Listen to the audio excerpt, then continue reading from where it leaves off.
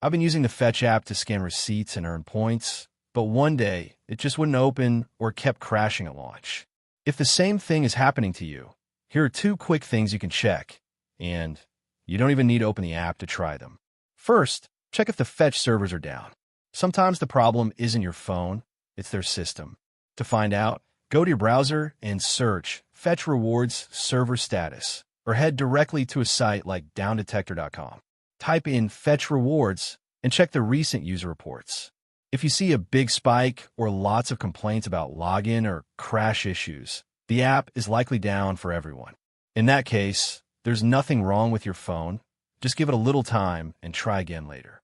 Next, check if your app is up to date. Open your phone's App Store or Google Play Store and search for Fetch Rewards. If you see an update button next to the app, tap it. Outdated versions often stop working properly, especially after major updates.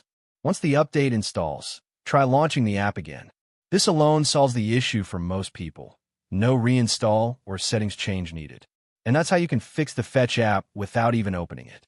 If this helped, go ahead and like the video, subscribe for more quick app fixes, and check the description for extra resources.